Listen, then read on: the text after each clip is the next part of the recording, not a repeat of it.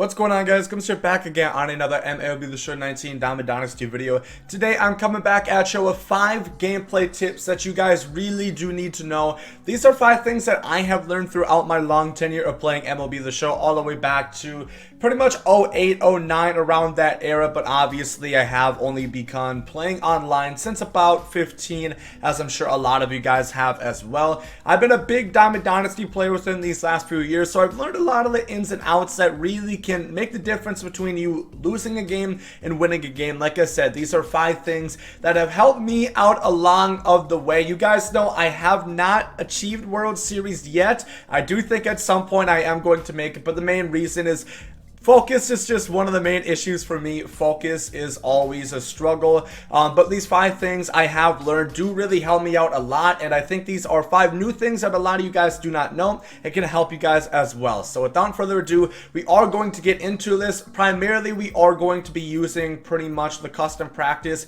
and play now to do it, but of course these obviously work online as well. It's just a lot more simple to show you in play now and custom practice, because we can go at it as many times as we want, and we can look at a bunch of different angles as well. So let's hop into it. Alright, so here we are on the batting practice simulator, where we are going to talk about my first tip. I do quickly want to say, make sure always adjust, find the camera that works well for you. Recently I did adjust to strike zone high, but really just make sure whatever works for you. It doesn't matter if it's something that other people use or not. A lot of people, the fan favorites are these strike zone cameras, so I would recommend to try those at first, but you know, really whatever gets success for you. So here we are now. We are facing Matt Boyd, and what we're going to do is we are just going to track where he throws the ball and start our PCI right there. So these first couple times I'm just going to see where he's really releasing that ball, and it seems like it is about right here. So that's where I want to start my PCI. The whole theory around this is if I start it right here, it's going to be more easy for me to track where the ball is going and to identify what type of pitch it is, whether it's a fastball, a breaking ball, and be able to have better pitch recognition, see where it's gonna go, so you have better plate discipline as well. So we're gonna keep doing that, and we might not even swing for a while. Like a lot of the top players will recommend, go into batting practice a lot, especially face some of those guys that a lot of people use. So I think this is definitely worthwhile to face guys like Kershaw, Nolan Ryan, guys that you face a lot online. Just look at their release points so you can get a better idea where the ball is going to release, and you can have a better job identifying what pitch they're going to throw. So this one, okay, I was going to swing that time, but we're doing a good job of tracking where the balls are going to go. He is throwing a lot of balls right now. This time, once again, we are going to keep it up right there. I did drop my PCI. That's just because I'm awful at the game, but we actually do get a base hit out of it. Is it rewarded? Is it, you know, a good base hit? No, but it's a hit nonetheless. So we're going to do this a couple more times just so you guys can really get the hang out of it. That's just a dot right there. But I think this is really going to help. Previously, I said start your PCI low. That is good for guys with lower velocity, and if you face somebody who keeps spamming the off-speed pitches down low. But if you try to face Nolan Ryan, who throws 100 miles on the gun, last night on stream, he was more than 90 plus pitches in, and he was still topping off at over 100 miles per hour.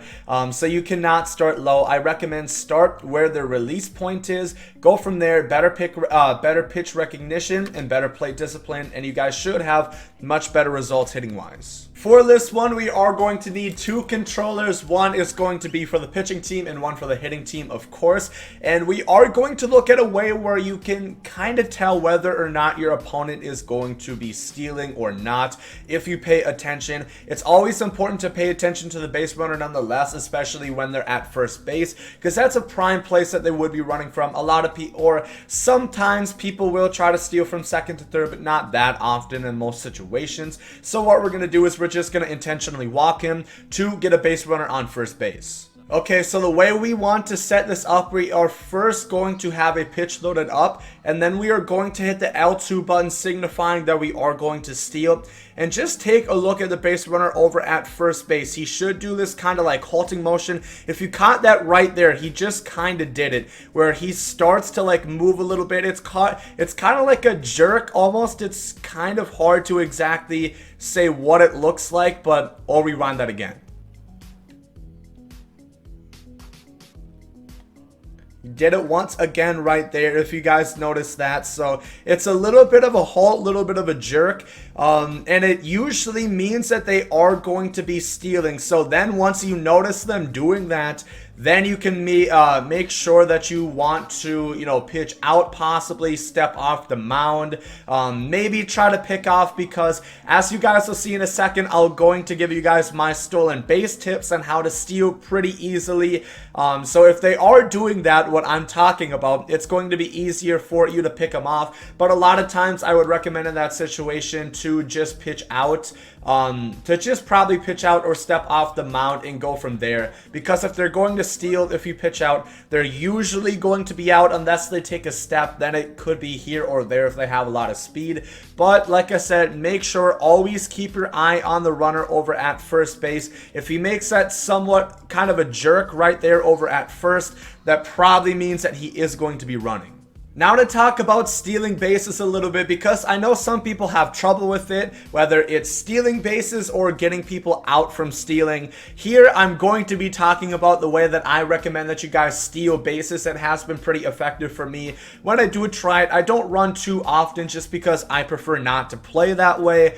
But when I am in a pickle and I do need to get an extra base, stealing bases usually works out for me with the way that I do it. I do not recommend that you take a step. You already have a pretty decent lead, and if you do take a step, especially from first base, if you have a lot of speed, it's pretty obvious that you are going to run, and that's the main thing. You want to remain pretty hidden and make it seem like you're not going to steal a base. So what you're going to want to do is pretty much the way to signify a single stolen base is to hold this in the direction. So we're going to hold the analog, if you guys can see it, this way towards first, hit the L2 button, and we are also going to hold down L1. So now when we throw a pitch right here, we are already on our way. Brian McCann's going to make the throw, and we are in there. He has 85 speed. I would say I don't recommend to steal very comfortably with people below 80 speed. Then it kind of becomes here or there whether or not it's going to happen. Once you do get to second base, I think you can take a step, because it's a lot harder to pick somebody off from second base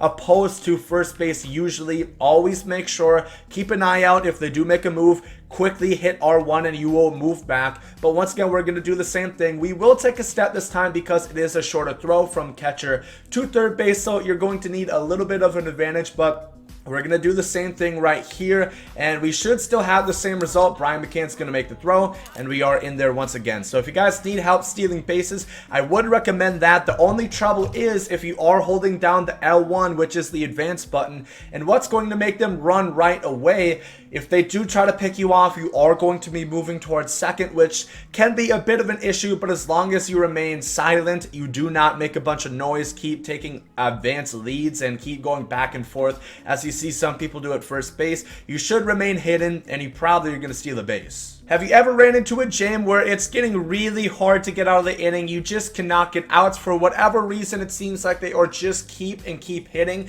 The reason for that might be is because your pitch confidence is down. You can always see your pitch confidence is right, the blue meter right under the green energy bar. You guys see right now my confidence meter is really depleted. Of course, I obviously just, cheated my way to get 7 runs right here. But for scientific and research purposes, you guys are going to see if I try to pitch, I don't actually have that meter, so I don't know exactly where I'm supposed to throw. Something that you guys always should make sure to do is do a mound visit. A mound visit is useful for a couple different reasons. One, it is going to get your bullpen guys more time. If you do a mound visit, usually they can get at least about a third of their readiness bar, I guess you might say. They're a third plus of the way warmed up if you do a mound visit. And as you guys can see, Julio Teheran's confidence meter is now much higher. So if I try to throw a pitch now, I do have that accuracy bar back. So it should be a lot easier for you to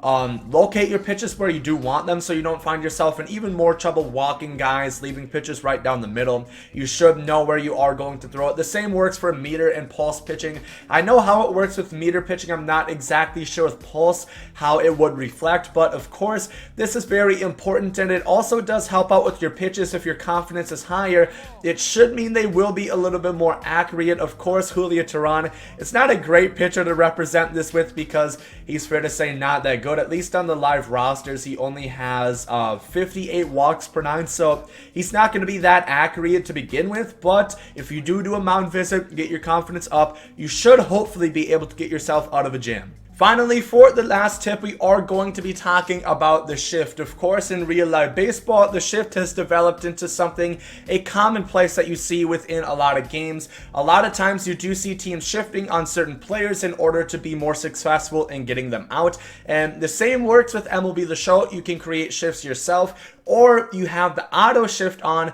which automatically shifts on an extreme pull hitter, whether that be a lefty or a righty. So this is pretty much what it's going to look like. You can always hit this analog stick right here. You're going to be able to hit the R1 analog stick and see the view of the field. As you guys see, Joey Gallo is a lefty extreme pull hitter.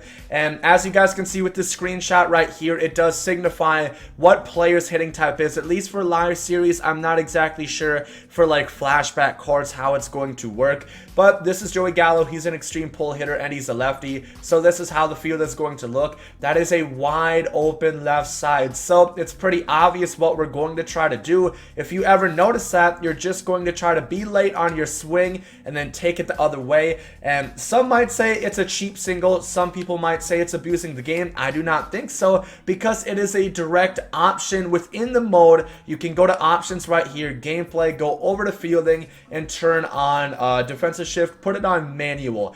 It does sometimes help out. The shift can sometimes work in your favor, but more often than not, if people try to do this to you, it is not really worth it. So it's usually set to auto. Always recommend put it onto manual shift so people cannot do this to you. Hopefully he does actually throw me a strike right here to Joey Gallo, and I can show you how this works. Right there, Joey Gallo. That was not a good pitch. That was not a good swing, but we put bat on the ball, put it on the ground the other way. What usually would be an easy ground ball out that you could easily field with your third baseman, throw it over to first and get Gallo out, turn into a pretty easy double, and he's not even that fast as well. So that is how it works with a left-handed batter. Some other guys, I know Anthony Rizzo is an extreme pull lefty. You're going to have to play around and find the guys that are extreme pull hitters. Like I said, it does not show in Diamond Dynasty, but it does show within the regular game roster. So now we're going to look at Stanton, who is in another extreme pull, but he's an extreme pull righty. This is how the field is going to look for him, a lot different. The third baseman's going to guard the line heavily, and if you look to the left side, they still have the first baseman over there. He's not playing the line too heavily, so it doesn't work exactly in the same way. It's not going to be as great as a lefty extreme pull batter. Look at the sellout seats right here in Arlington, by the way. Kind of like real, nah, I'm just playing, but you can see there's still a pretty wide open right side, especially if we do hit it in the air. So that's what you're going to want to do for a righty and a lefty. If you do notice that they have that, if they have auto shift on, always make sure to hit the R analog stick, just press it down and you're going to be able to see that view. You can look both ways and see where you want to hit the ball, where you want to direct it, and get a fair to say cheap hit, but still there's always a way. Put it on manual shift and that will not happen to you. But if you guys did enjoy this video, if any of these tips helped out, please let me know down below in the comment section. I'm always working and finding new things that do help out in the game. I'm going to link another gameplay tip video up in the top right hand corner if you guys do want to check that out. I have some more stuff that I did not mention in this video that I think is very beneficial. It can help you guys out quite a bit. If you guys have your own gameplay tips, make sure to share them down below in the comment section. We all can help out each other and hopefully become a lot better at MLB The Show in the process. If you guys did enjoy this video, make sure to like down below. Hope you guys have a great day. And there goes MLB.